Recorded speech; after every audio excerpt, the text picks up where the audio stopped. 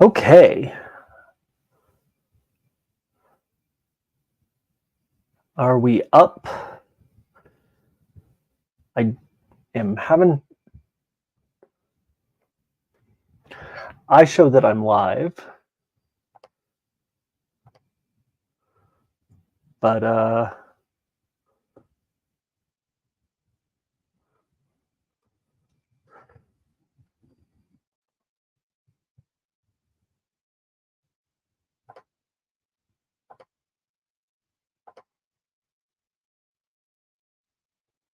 okay.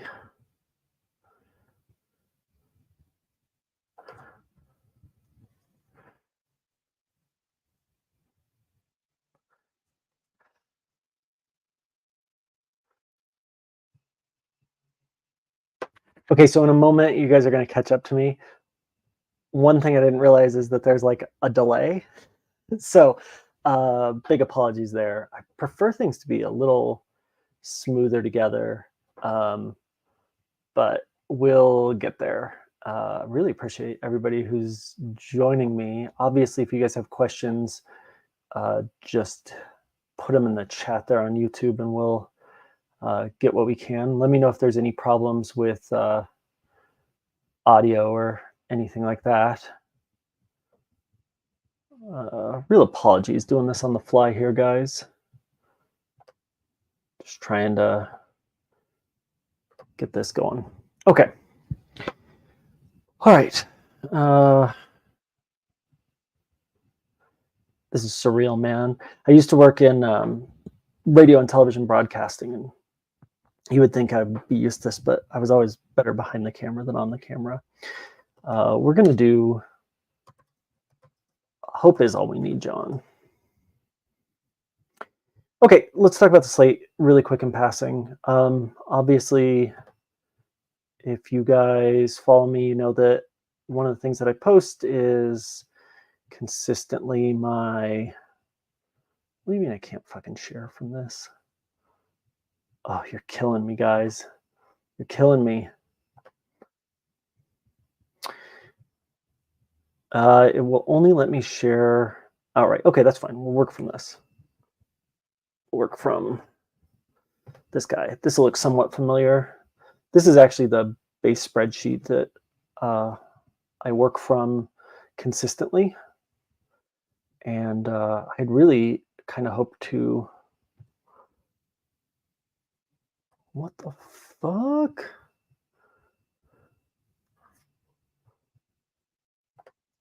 Okay, we're going to reload this. See if that works. All right. There we go. So you can see like the base spreadsheet just has everything kind of baked in. We basically have 4 games for the slate tonight, and let's do them real quick.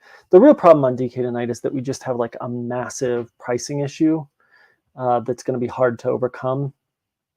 It's like an absolute nightmare because the LCK games are just way too cheap. And you're able to really stack up players like you shouldn't be able to do.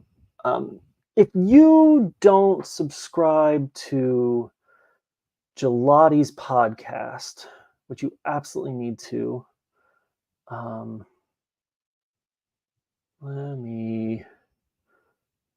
gotta tell you, this is not...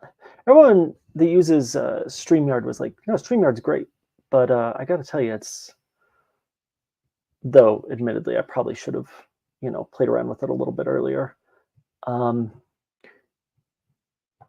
Every day, constantly, I'm just like, hey, people need to subscribe to Gelati's podcast. You guys got to subscribe to Gelati's podcast. You can find it on Apple Podcasts. You can find it anywhere there's podcasts.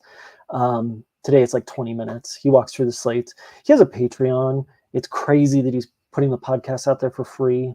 He's been a long time professional. You can find him online at Gelati, LOL, on Twitter.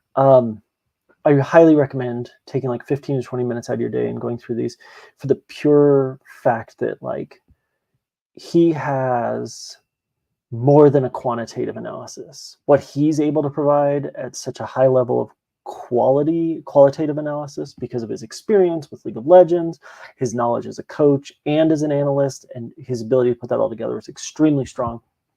And like, I'm always constantly impressed with him. even when we disagree. But when we disagree, he's usually right. So it's pretty brutal. Hey, no, I really appreciate you, Standish. Thank you very much. So anyways, let's go back to Slate. And we'll switch back to that camera and then to another camera. Man, what a terrible way to do this. And then we'll build some lineups. But just to go through it real quick, what you're looking at here, odds-wise, you can see that HLE is just dominating KDF in the odds. There's an idea that maybe KDF could upset here, but even if they do, when we start looking at the projections, it's just really, I'm not sure that it's of a good enough value on a 4-game slate that you would want to invest the risk in it. If you're playing a bunch of lines, the best thing you can do tonight is just like put projections into your like Fantasy Crunch or whatever, run it, and really make sure you get an array of different teams, and then just don't look at them again. Just straight up input them and don't think about it, because the players being so cheap and your ability to build lineups that are ADC that are just favorite are really going to lead to a situation where you have too much, you're too congregated. And so even if you win on a 4-game slate, I think that there's going to be a lot of ownership that congregates, especially in the LCK. And that's because these games, HLE, KDF, HLE is negative 1,200. They're minus 1,200 to win here. They're minus 205 to sweep. From what we've seen from them, you'd know this if you listen to Gelati's podcast, they're 11-0 as favorites. I think they're perfect, whatever it is. And what I have here is game 3. T1 is minus 525 to beat DK.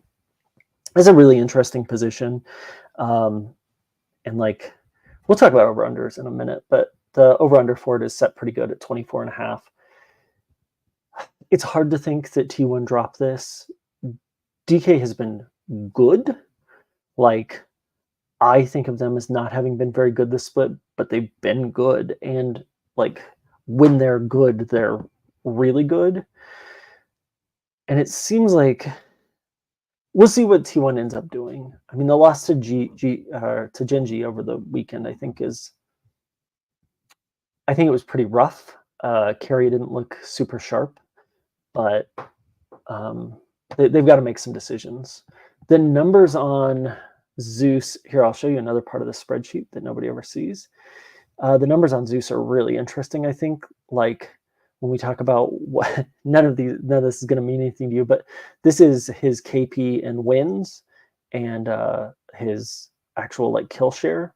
And his KP and wins, that's kill participation at 48.8, is not even really good for a top laner, even though he's taking a big chunk of the actual kills, a little more than average at 22.8% of the kills. So kill share are the kills that he actually gets credit for.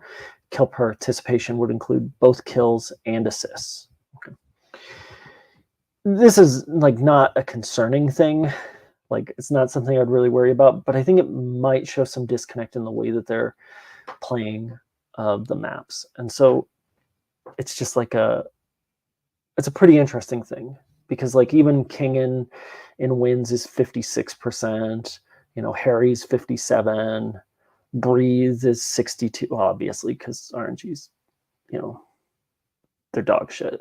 And bad teams score extremely well. So for the LCK, it's like, I think everyone's just going to play a bunch of T1. The thing to do here is decide what we want to do as far as kills. The model has this at 26.85 combined kills in T1 wins. And that's a pretty interesting spot, which I'll bet, because the over-under is 24.5. So I think that's where to put it. And then in the split, like, you can't read this, but it has it at, they should have about 19 kills per win. That is buoyed slightly by their absolute handling of some teams, but in a competitive match versus Damwon, I think that it's reasonable to think that they may actually still get to that number because it's competitive. Also, though, when they've stomped teams, they haven't slowed down. They have really just put it to teams. They have an incredible 0.91 combined kills per minute rate. This is like pretty solid, especially this split where most teams in both the LPL and LCK have really slowed down significantly to where we would see, I think the average is just like around 0.8 combined kills per minute. It may even be lower. I don't know. I actually don't even track that. So like not even talking about projections when we just talk about like player projections, but when we talk about like game projections, like T1's definitely a game that I think there should be a team that there should be a lot of interest in rostering. And on the other hand, like Damwon, when they win, they just haven't had a high number of kills. They've been closing really efficiently. They don't die much. So if T1 doesn't sweep, there's a good chance that they'll score well, but may not be optimal. But if T1 sweeps, it would be surprising if they didn't have several pieces in the optimal. Similarly, when we look at HLE, it's one where we might want to look at what we can expect kill-wise. And someone on Twitter, and I really forget, I apologize because I can't, Zeus does basically just like do his own thing. And that's kind of a problem too. When we talk about this, oh man, I'm just really doing something. But yeah, Jamie's on the money, as always. He just like, Zeus is doing his thing. He hangs out. Yeah, Dominic, I wouldn't worry about this. There was a swap. He played one match. Well, we can take a look. I'll show you how we can look at this.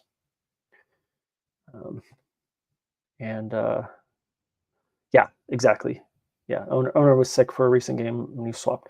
But if you want to know how to find out like when people play and have played, there's actually a really good thing. Here's the thing. I don't know. I know nothing, like nothing at all. But you just have to be able to find the tools.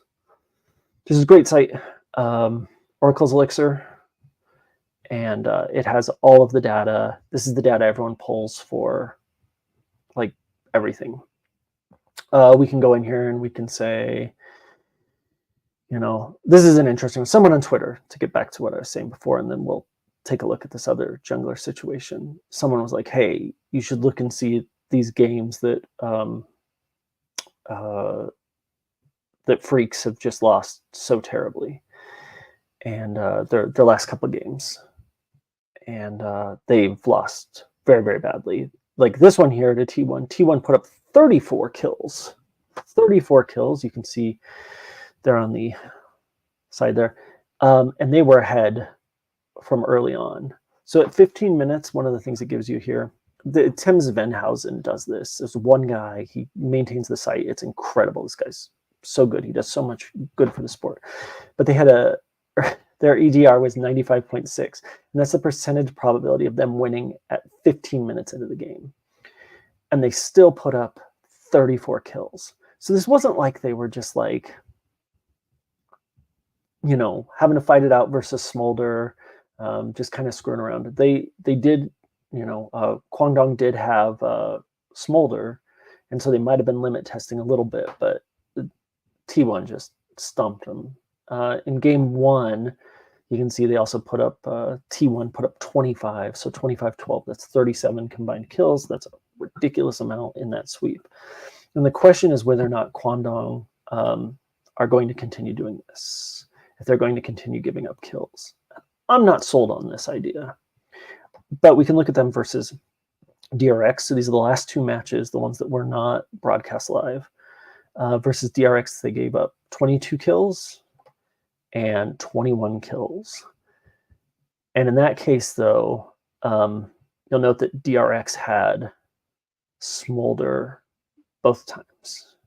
And so I think you have two opposite things that happened here, which is one, T1 just stomped them to death, and two, DRX, who's, not good, really got to a position where they could dominate a team, and then they took that opportunity. So I think it's like I think that's like a pretty interesting idea of why maybe HLE, like Hanwha should sweep. There's like very little doubt that Hanwha sweeps. I think this is a clear 2-0 for Hanwha. It's just really about how we want to interpret their scoring. And so first, let me show you here though.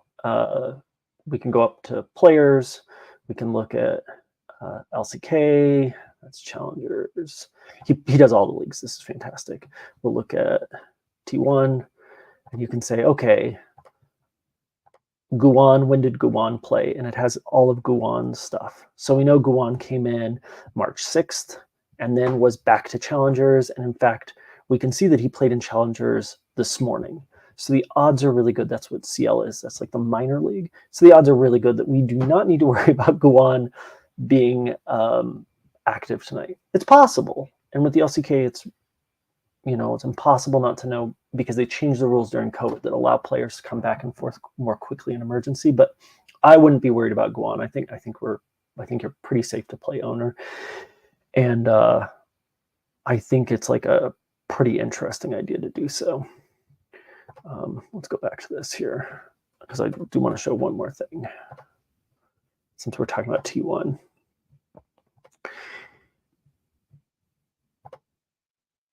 T1 just didn't show up very well against Gen.G, and they're a team that likes to run it up. This one, though, is just brutal. 13-0 is like, it's just kind of embarrassing. And it was 27 minutes. It was never in doubt. T1 were on blue side. I think there's a chance that T1 come out extremely angry, and they really try to just go back to business and don't mess around. And so does that mean they close quickly, score less, or does it mean they play, more vigorously and score more? I put it about in the middle. So we'll go back to the model real quick. And let me show you what that looks like. Yes, so going through comments real quick, of which you would think I would figure out how to pull them from the screen. There we go. Okay, let's run through these real quick. Zeus likes to teleport with Aatrox and take the kills. Absolutely. Zeus is great. Guan was just in. Yeah, Jamie's right. At some point, people were hyping up KDF, including me, but after they came back from break, they have been shit. This is a really good point. Their early split metrics were incredible, like really, really good. And a lot of us invested too much money in the idea that KDF were like good. And I think there's still a chance they are. And I think after they lose tonight, there's a good chance that we're going to be able to get good value on them going forward and really get like a position where they're dogs to a team that they're better than, but that the perception is just off. I'm not sure that they're like good, but early season they were so good. Like, it's hard to know what changed in the meta for me that really explains what happened with KDF. By the way, this guy, DFS Chan, fantastic, great content. Really appreciate you, man. Like, incredible. Yeah. Okay. So I'm wishfully thinking down the pipeline, but we'll see when we get there what we end up doing. So yeah, ownership is like going to be really hard. I think that we don't have a really good model for League of Legends ownership, and the people who were producing those models previously are no longer in the space. I don't want to out any company that is saying they have projected ownership, but I think it's possible that that Run Pure Sports, if they post projected ownership, I think it's possible that they have a model that's pretty good. I'm unsure about other companies at this point.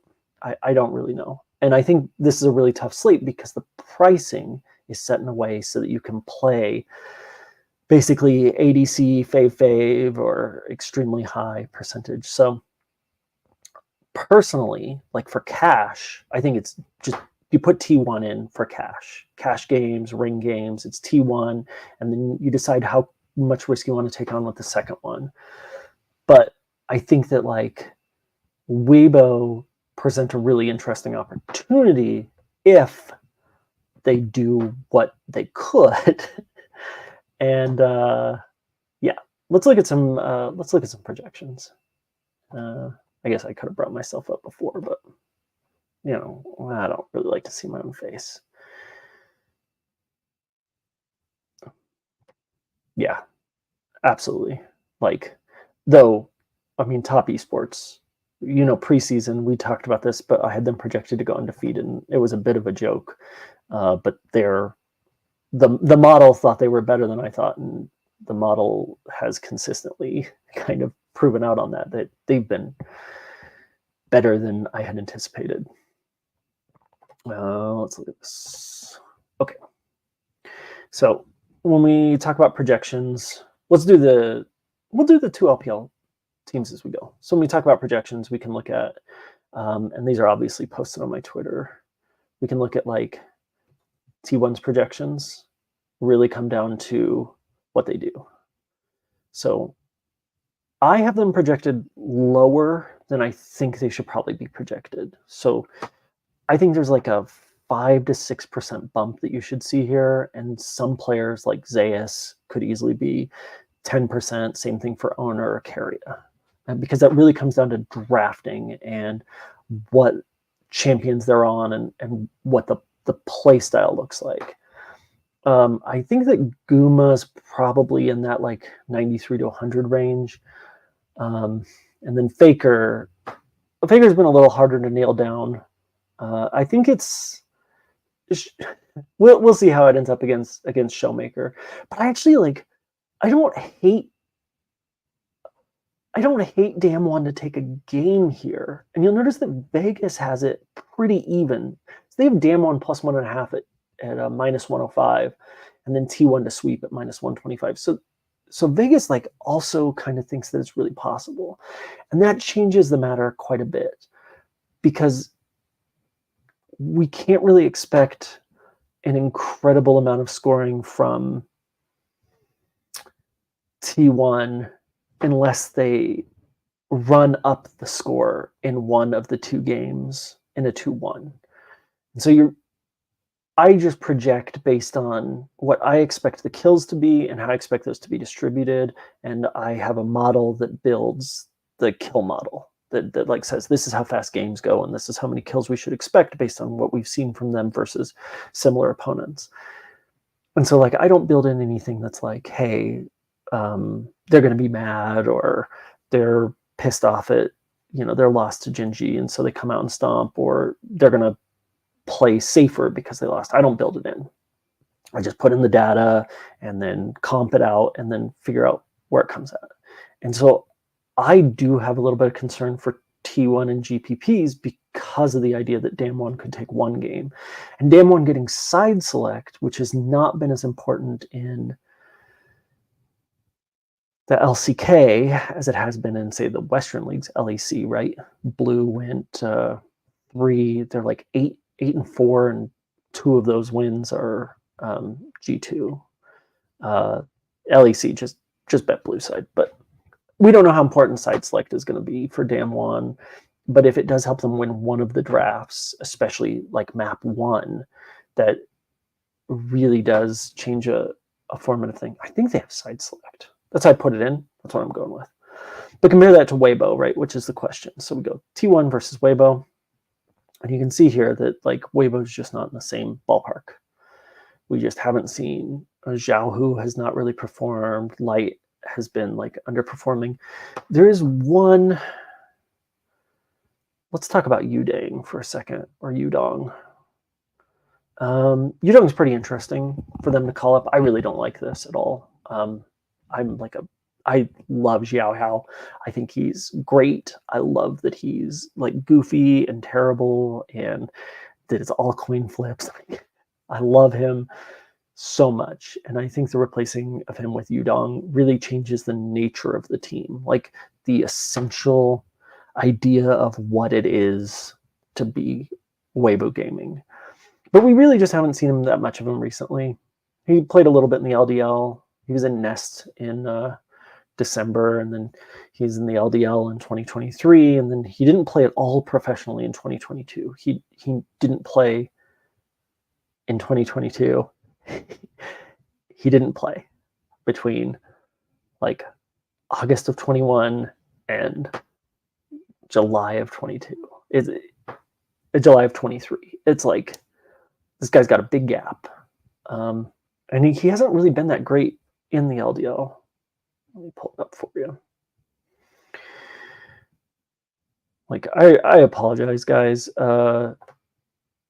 If we do, I'll do probably video again at some point in the future, and I'll be a little more organized than this. But here's Yudong. So we saw him 2024. This is on Fandom. Fandom's a great site. We saw him in 2024 in the LDL, but limited. And it's just a qualifying, let's call it a tournament. And then he played in Nest, and they were fine, but Nest is just kind of a mixture of minor leaguers and major leaguers, and mostly minor leaguers. And then he's in the LDL, which is like their developmental league. 2023, 2021, 2021, Nest in 2020. He played in the LPL in 2020, but like, you know, look at that team. That's an old Rogue Warriors. Crazy, Holder, Yudong, Haro, Ruby, Wuming. Oh, I miss Wuming. Zawuji. You remember Zawuji? Fantastic. Just garbage. Absolute garbage. He's not a guy that's going to elevate the team. He may be a better fit for the team. And if you listen to Gelati's podcast, I'll plug it again, you would know that one of the things about him is that his champion pool is really carry oriented. So the argument would be that like Gelati would make is that if you were going to play Weibo tonight, you would play Yudong, and you might even consider playing Yudong as like being in like a captain position. But I actually think there's a pretty good argument that you shouldn't. I think his data is really leaning in towards him. He has an extremely low kill share rate for the last couple splits at which he's played at the professional level, which is not great considering that we're talking about like LDL. His kill participation is pretty much right where Xiaohao was, but his actual kills are down. So if they're putting him on carries and he's not able to execute, and we look at his champ pool and go, oh, he's not executing on these carries, I don't know. Like, I just can't get there. Because, like, they already had a jungler who was a good carry jungler, and it wasn't a good fit for the team because it was too erratic.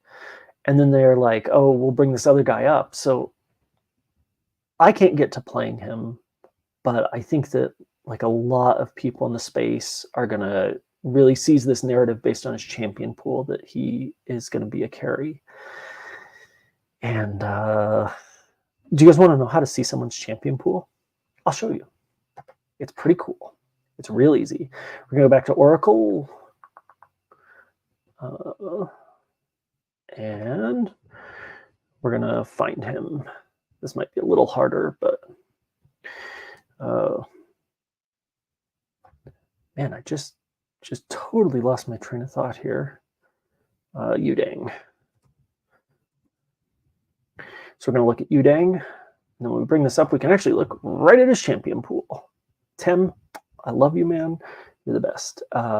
This guy's like 24, which isn't old, but it's not young. And he's been a career minor leaguer. And when we look at his champion pool, like, I'm not sure that this is as great as as it may sound, I think there's real questions about this if he doesn't get on to Nidalee. We can see his Nidalee win rate, and these aren't a huge sample size, but his Nidalee win rate is good at 69. Graves right now isn't, I think, somebody you really want him to put him on. And then what does he have from here? Like, if we sort by win rate, like, we know he's not going to be on Echo. It's unlikely he's going to be on Gragas. Wukong is not the pick you want right now. So Nidalee, Viego. So Viego's a pretty good one. But like, we can look at, it's just 3 games for Viego, but I just don't think it's that impressive. I think we're more likely to see him on like a Maokai. Makes more sense to me. But look, I'm going to be wrong. Everyone else is going to be right. I've long accepted that that is going to be the case here, and it's probably the way to go, is to play them. They're going to win. It's going to be great. Whatever.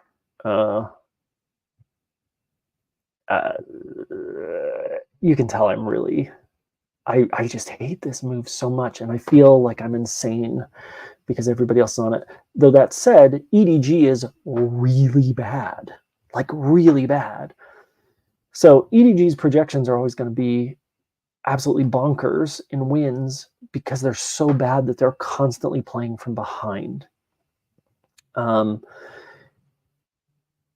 think there's a chance that this is like an opportunity for them against a Weibo team that might be struggling to get a little behind and then form a death ball. That's when all of the players get together and then just move around the map and they just kill people for a little while, and they give up lanes, and they give up lanes, and they wait till everyone gets to the base, and then they win a fight, and then they go for Elder, and then they just slowly catch up and run it down. And we've seen EDG wanting to do that. I think there's a good chance this is exactly what we get for EDG tonight. And I think that even if they lose a map and win 2-1, that they're in a really good position not only to score well, but to be optimal. But because of pricing, it's a real struggle to know if it's worth the risk, because we can get to so many other things. Tonight's a good day to just put everything in. I'm sure I've said this, just put it all in an optimizer and then just run it, set some boundaries and go. You'll see, though, when we talk about kills, Vegas really likes the game. They set the over-under for kills at 26.5 combined kills. I think that's high, but my model does say in EDG wins, we should expect Edward Gaming to score about 20 kills and to give up at least 9. So we're talking about 30 for every EDG win. Weibo wins, you're talking 25. And Weibo has been really, really giving up a lot of kills and wins. Their average deaths per win is almost 9. And I modeled this at 15 to 10, 15 to 9.5 in Weibo wins. And so there's a good chance that EDG are so bad that Weibo score extremely well by running over them. Weibo do have side select, and so they should be able to really control the draft pretty well if they follow what we've seen from other regions as well as the LPL and LCK. And so, like, I'm just really not sold that Weibo's the team to play today. I personally don't see it. I think the scoring is bad. I think the projections are pretty poor.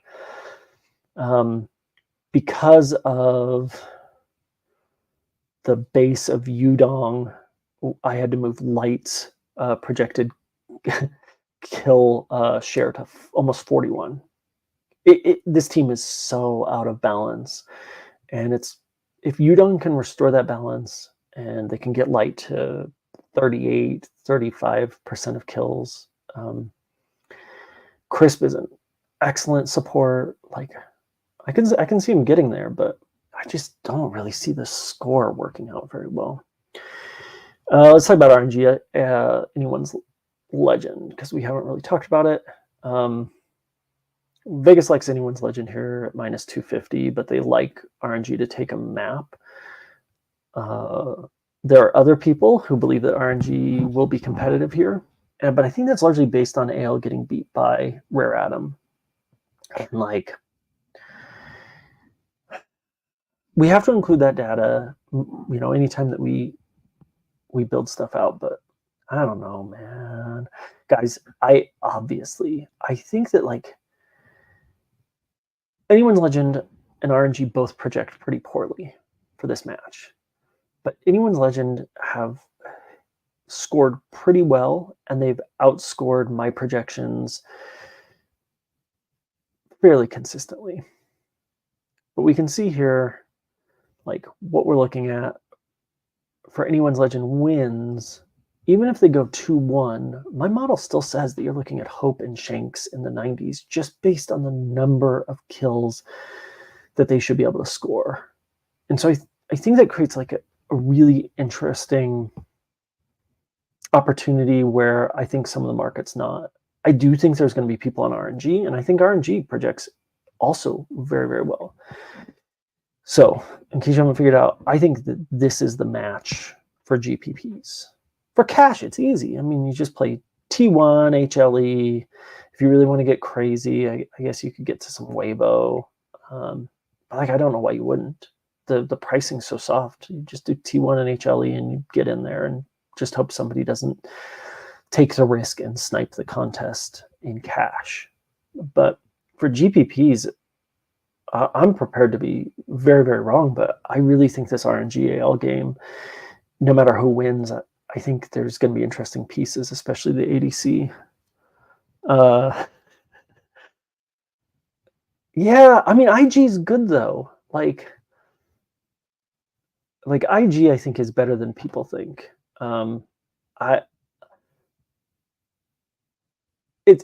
It's tough to say that after they looked like such shit.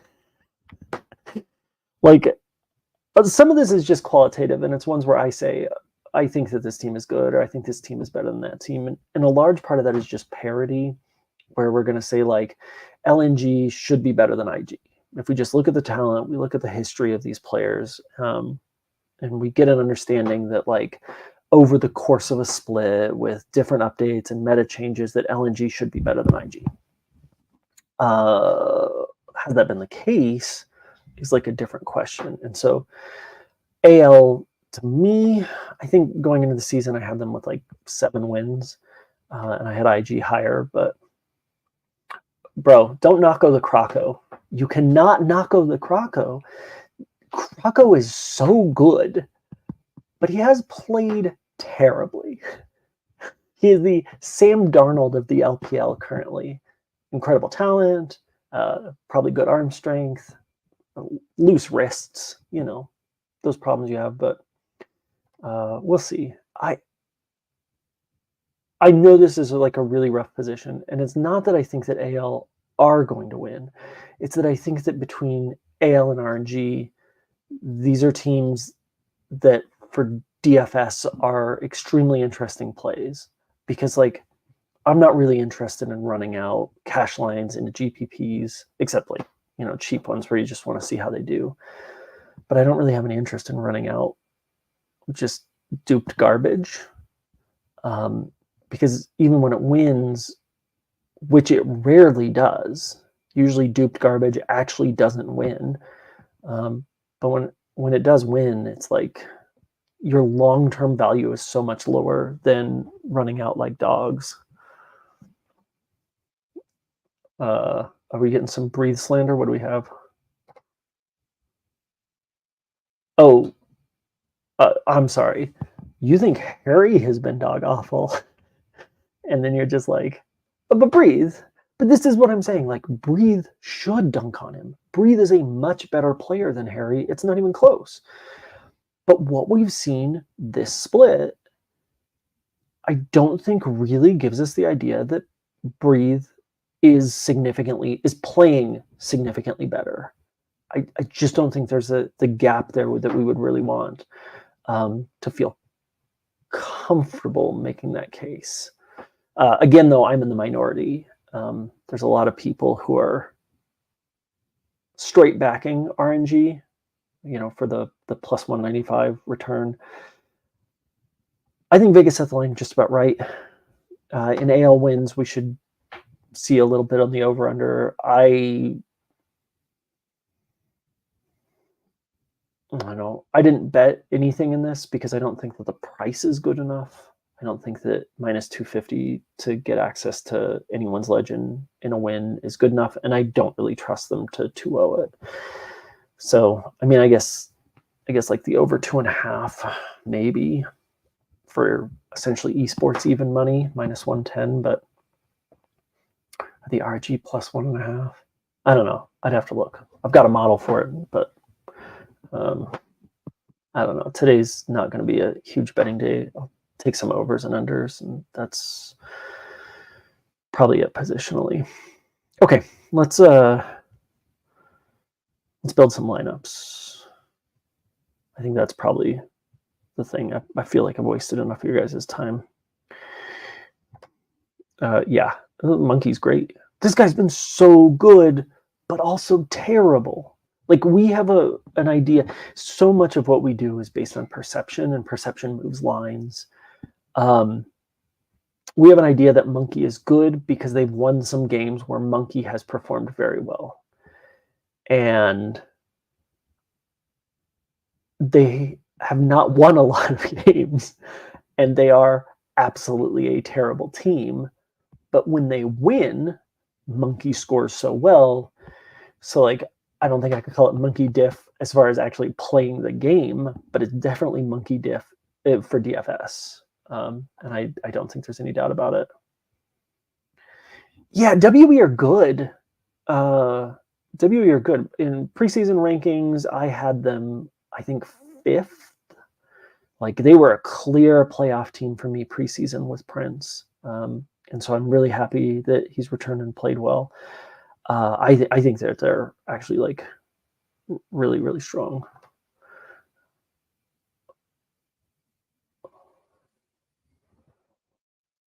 I mean, the problem here is that HLE generally just close games once they get far enough ahead, and Kwangdong is so far behind in all their fucking games. They're just, like, behind at 15 minutes. They're losing. It's done. If you want data on that, I'll show you that real quick. This will just take a second. We'll go back to, you're never going to believe this. We're going to go back to Tim Svenhausen's fantastic project at Oracle Elixir. And we can go, we're going to look at team stats. And no, we want KDF. Team stats.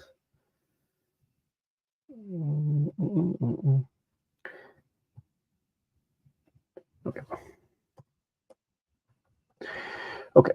So in all games, we can look here. So, like, average gold spent difference is pretty inconsequential, but it's the first one that I grabbed. What fucking screen am I on here?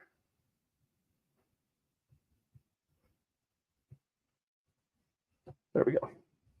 Sorry. So, like, Kwangdong Freaks, gold at 15. Well, this is actually better than I thought. Hold on. But they were so good at the beginning of the split. So let's look. So that's from patch 1402. Let's look at 1403 on.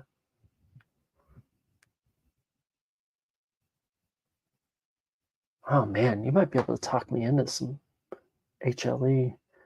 Because what do we require for HLE to be optimal is for Kwangdong to be competitive and perhaps have a slight lead in the early game. We can see early game rating here. That's this guy. It's a 45.4.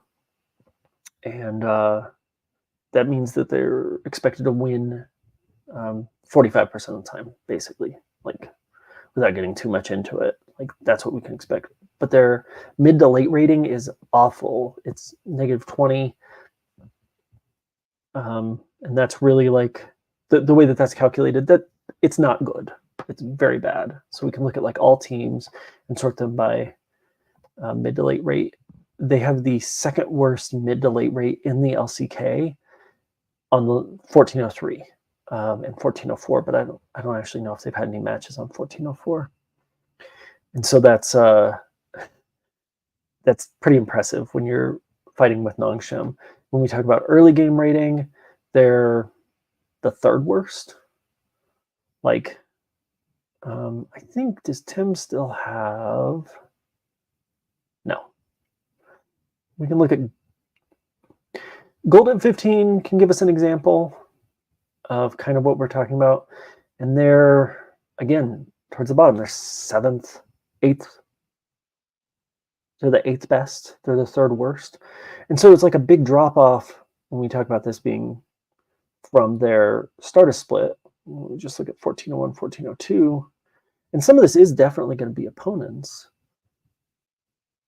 But they were, oh, no, their gold's still bad. I don't know here. So it's just their composite is good. They're hiding in the composite. I think this team's absolutely fraudulent. They're 10-8 record through their first 18 maps. Boy, I'm really glad you brought this up because otherwise I wouldn't actually have looked through it.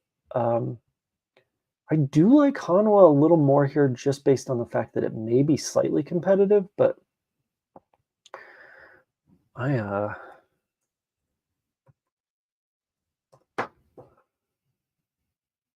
Oh, I had pulled up Hanwha before. Oh, no. Yeah. Guangdong, terrible. Their stats are terrible. Yeah, this is absolutely bonkers. Let's see. Viper hangs 90. Okay. Yeah. I mean, like, if you want to. Model says... What does Model have? Doran at 70. Doran's up against Doo-Doo. Unless Doran's going to really... Unless Doran and Peanut are really going to work on something. If Doran has one game where he's kind of just stranded in lane, Doo-Doo's really competent at playing from behind and will just truck it out. I don't know that I'd get too much Doran tonight. Like in full stack, sure, but sometimes you'll one-off a top, and it's definitely not one I get to. Titan, this is true, man. Jamie, you're the best. I appreciate you, brother. Bull does like to fight more than Titan. Yeah, absolutely. You guys are solving this for me. Who's the on paper best odds for a 2-0? On paper, it's HLE. HLE are the on paper best odds for a 2-0. I think most touts are going to say T1, but HLE have just been consistent. When they're favored to win, they just win their maps. They've been like perfect 11-0 and favored to win matches. They play equally well from both sides. One team tonight, it's HLE. If we're talking about like betting, and you want to take the -1.5, that's, I mean, I feel like that would be the best bet on paper, but not getting into the DFS too much. Okay, I want to build lineups. Who cares about this? Who cares about this other shit I'm talking about? Let's go and pull up. There's like 5 people who have access to this spreadsheet. It's pretty cool. It's just a CSV spreadsheet where I build out stuff for Optimizer so that you can just dump it in. So like I use a mixed model. Other people for their optimizers, what they do is they basically build like a average projection or standard projection. And I think like the mixed model, which is where you just try to pick the position at which the teams are most likely to win, pull those projections in, and then adjust it in the optimizer. So it requires extra work in the optimizer. You'll notice in my picks here, I put EDG 2-1. I have some doubts about that, but I think it's worth it. I think that for DFS, it's worth a shot. But I think the high test loadout is really interesting, which is to go that, what if EDG 2-0? Like they just break the slate, right? But let's take this data. And we're gonna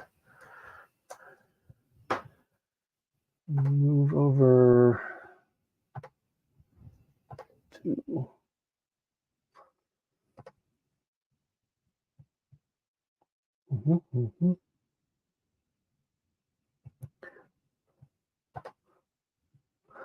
Yeah. So just drop this in. Let's see what we got going on. You can see that I ran for a 4-game slate. We're going to limit opposing players. We're going to run a crunch, and you'll see how ridiculous much.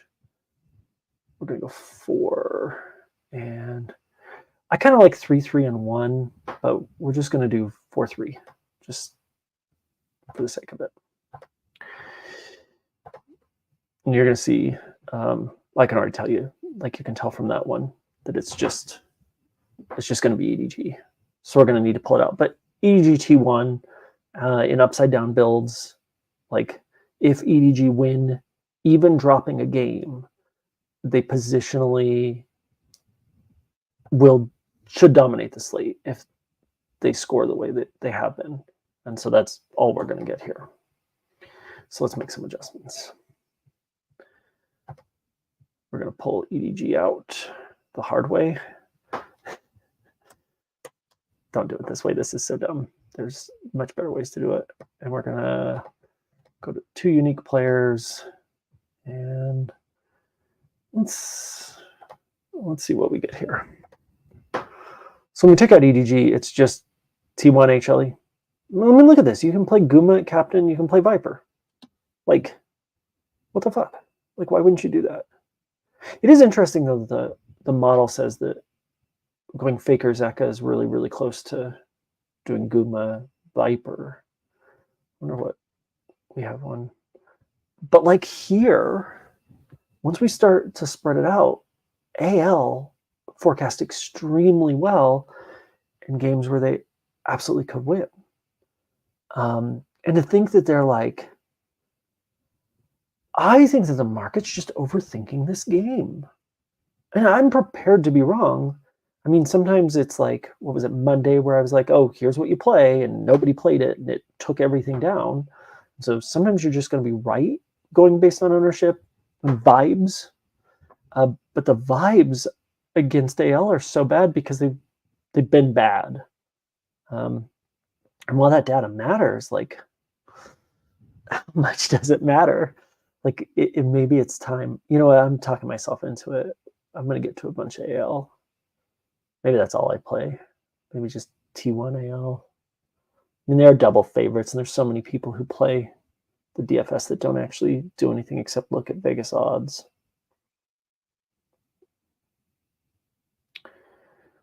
Okay, let's see if we can force a line.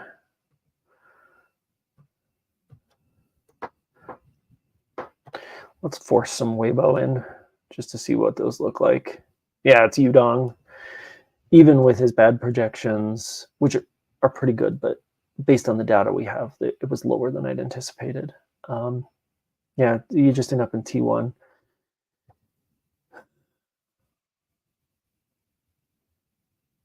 Okay, let's do one more thing, and then I think that's probably going to do it for me, unless you guys have any questions. But what if we just say T1 lose? They don't lose the game, but they lose a map. They're not competitive. It's just not worth it. And but the other favorites win. So Weibo, AL, HLE. So it's going to be hand 1. Let's make one more change. We're going to go to 3 unique players, see how many lines we can even produce here. Like, what do we end up with? Yeah, it's HLE, RNG starts to come in the model there. See, that's an interesting line. This line number 2 here with Viper, Breathe, Way. I can't imagine that sees a lot of ownership. And it's right.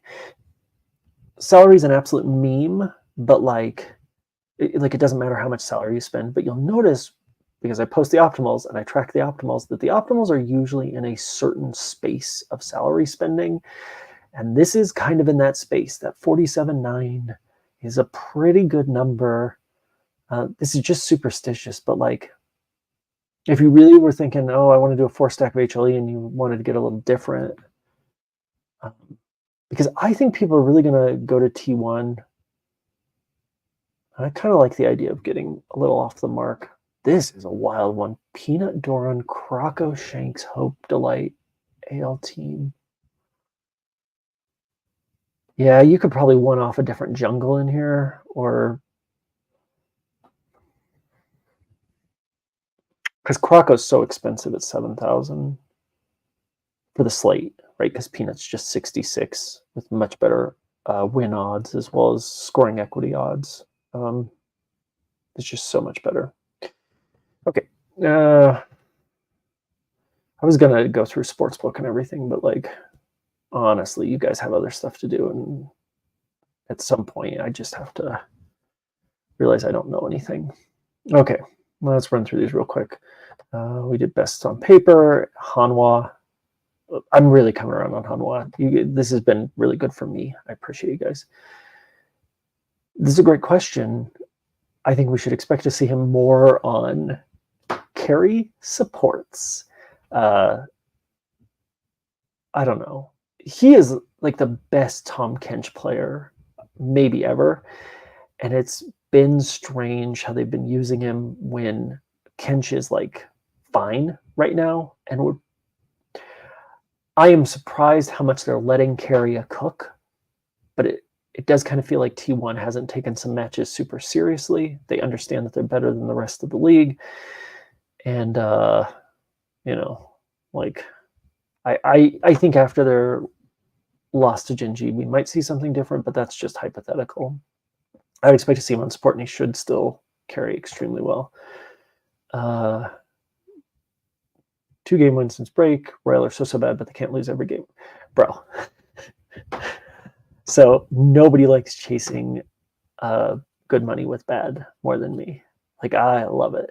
Somebody commented on my Twitter today about betting Rogue Warrior for years, and like is super relatable. Used to I was a big fan of this guy Yui, who played like one game for DMO. If you remember DMO, they were an LPL team that was very comparatively short-lived, and he was like the guy. He played like one game professionally, and that was it. He looked scared. I think he was about to start crying, and I'm like, yes, this team cannot possibly continue losing. They're so bad, but they'll eventually win. They did not. They went 0-16. That split. The odds were so good. You just take the odds. All right, John, what do you got for me? Would you agree it's not worth playing any double dog lineups, even if 2 dogs win? The optimal would not likely have them both, though ownership would be near 0. It depends on the dogs. On a 4-game slate, if, say, D plus Kia wins, then, so much ownership will be on T1 that if you just faded T1 and you have owner, your ownership is like 2 winners elsewhere, or 1 dog, 1 favorite, and they both win. Like, you'll be in good shape. But it depends on the contest too. But like generally for a 4-game slate, it just depends on the dogs. I mean, if EDG wins and say D plus Kia wins, you need to have EDG. You probably don't need to have D plus Kia. But like if D plus Kia wins and Kwangdom wins, you might need to have both against 2 LPL matches that could end up scoring a little lower than what we historically want. Okay. Well, we're back to man, Jamie. You're not wrong. You're not wrong. Daddy Chovy. Yes. Yeah. No, I started playing DFS in like 2019 without seeing any games. My story's well covered. I played for a long time before I ever saw a game, because DraftKings had free rolls constantly for League of Legends, and nobody even knew how to get lineups. So I was just constantly doing it. And so teams that had bad odds, when you're doing free rolls, they're just extreme GPPs. So you're just like, oh, it doesn't cost me anything and I can take on all the risk. And most people in free rolls are like, this is what my name is, because I used to do a podcast and everything that was just about free rolls, because DK used to have 20, 30, 50 a week to promote people playing different sports. And after, there's like a long story about how Mitch McConnell, the Senate leader, convinced DraftKings to start carrying League of Legends, which is actually true. That's the reason why DraftKings has League of Legends, is because of Mitch McConnell. That you're just like, but for free rolls, everybody goes in and they're like trying to pick winners. They're trying to do stuff that's smart. They're trying to like outthink the competition. You shouldn't, you know. In GPPs, you're paying for the opportunity to win with the amount of risk that you're willing to take on. And like, that's why guys like Matthew Bellman, if you know who he is, this guy's incredible, because he'll go in there and he'll be like, okay, I'm going to play 60 lineups, and every one of those lineups is going to have like EDG, or I'm going to play game stacks. You know, everyone calls him game stack guy, but he actually doesn't play that many. But because he's willing, because he understands how to be successful at it, he's willing to take on the risk to get the reward, but you pay for that risk. So you have to do bankroll management, you have to build it in. And like, you just gotta, you have to understand what your risk tolerance is. And the greater your risk tolerance, the long-term reward is going to be better if you're using significantly strong strategies. James McCool does a thing called Theory of DFS. If you don't know James McCool of Pay Dirt DFS, is very smart, like incredibly smart guy. Let's see here.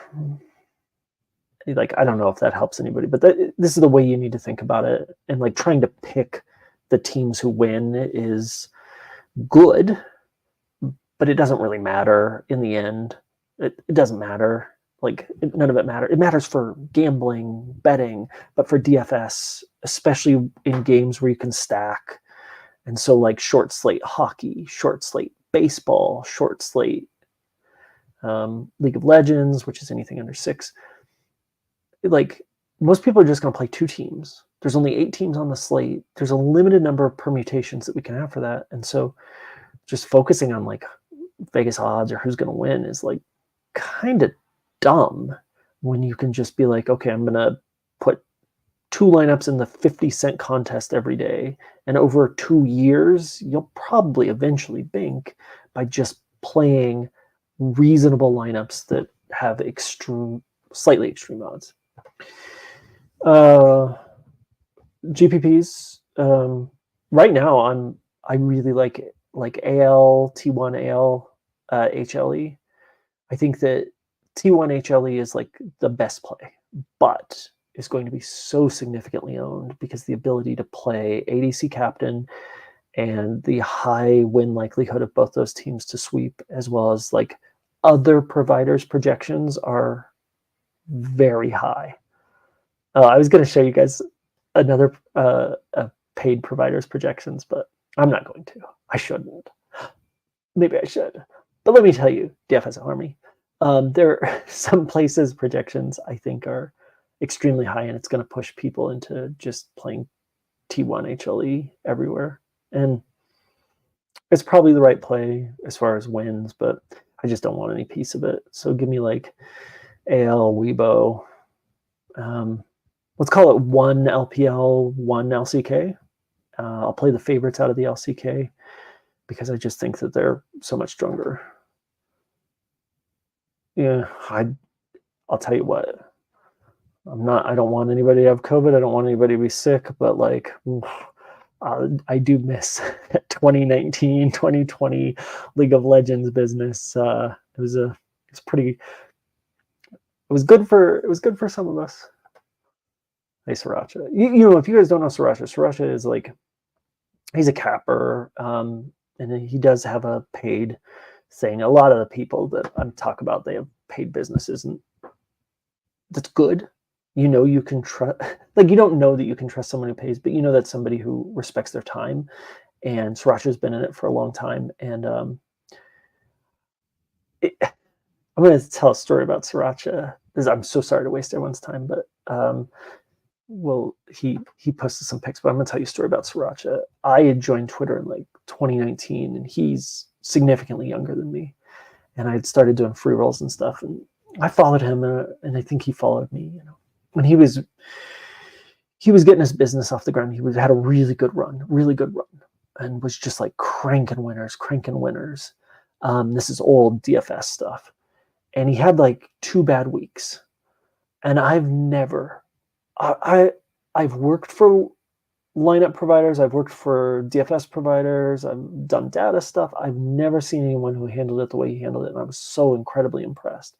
He was on Twitter every day, talking to people, being like, hey, I know you really trust me. We had a good run last month. I know we're starting really low. And it was a bad run. I mean, like, I swear it was just like losing.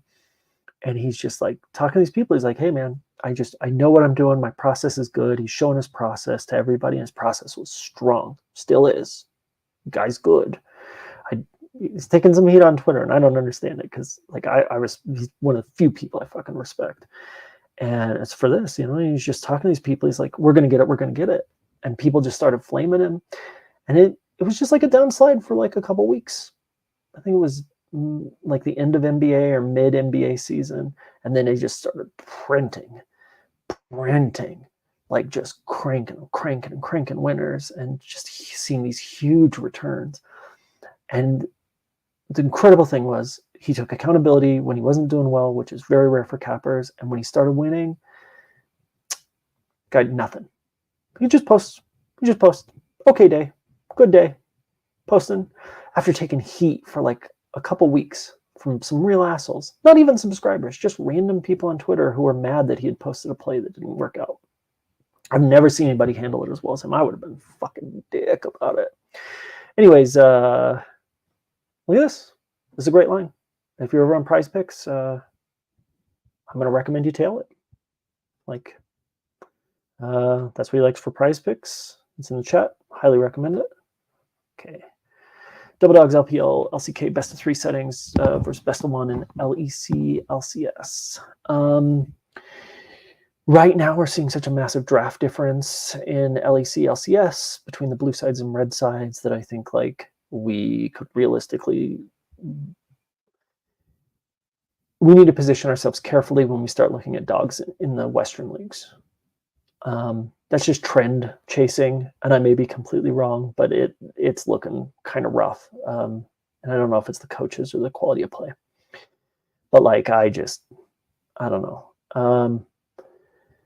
But generally, like, also because the quality of play is a little lower in Western leagues, dogs tend to have a better chance, and even long shot dogs generally are good positions for bets.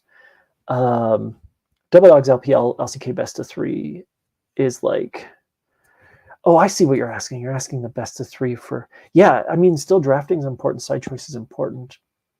Not as important as in best of 1 if we think that there's a major difference, because you'll get the opportunity in LPL LCK to set that out.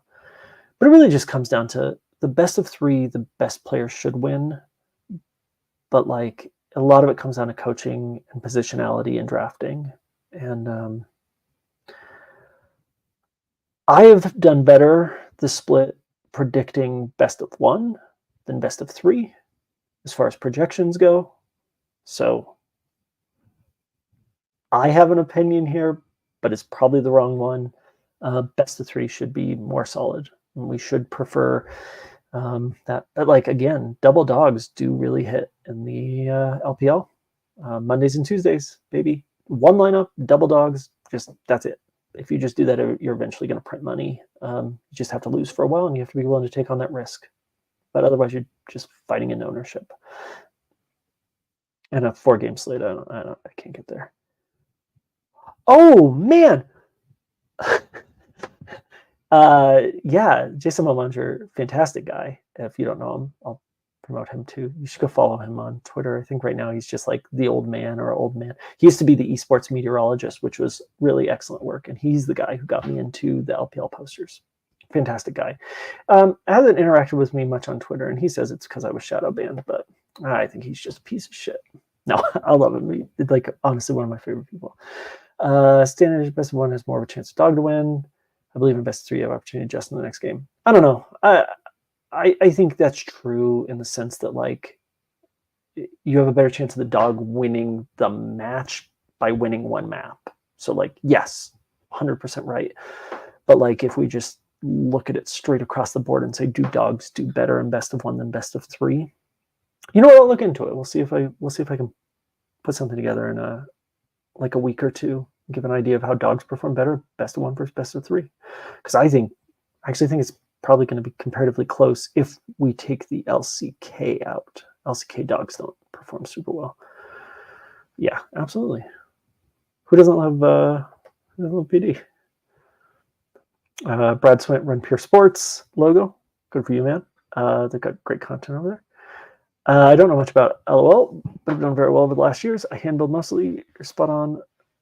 Be different, take chances. Yeah. Well, I mean, it's up to you. Like, just play cash if you don't want to take chances. If you want to play HLE T1 tonight, jam into some cash lineups. Double ADC or do that Faker captain. That lineup is probably going to do really well in cash. I think too many people are going to split the double ADC position. And then if Guma doesn't do as well and Faker does well, I think you'd be in a really good spot. So differentiation for cash, I'd look at that Faker line. Yeah. Oh, yeah, for DFS scoring, dogs in best of three. Like, because it requires that they fight outright through two matches. So even if they go like 2-1 as a dog in best of three, because they're generally a worse team, worse teams against better teams score better in DFS. Bad teams versus bad teams, everyone scores badly. Bad team versus good team, bad team scores well and wins. Good team scores, fine. Except for T1, who just fucking stomp. Kills less likely, but low kills. Yeah, exactly. Yeah, exactly. You got it. You're on the money. I agree. It's basically just us and then Taylor Swift's Folklore and Evermore. They did it all. Man, Sriracha, don't even sweat it, man. I know where you're gonna be at. You guys fucking channel. I'm not. Look, I don't know exactly what his product is now, but I know him and I know what he does, and you can follow him for free, and like you see, sometimes he posts free stuff, and I don't know, he's one of the few paid touts that you'll ever hear me say a kind word about. I don't do lives. This is actually like the first one. Usually sometimes I do videos if I get too lazy, but thank you. I appreciate you.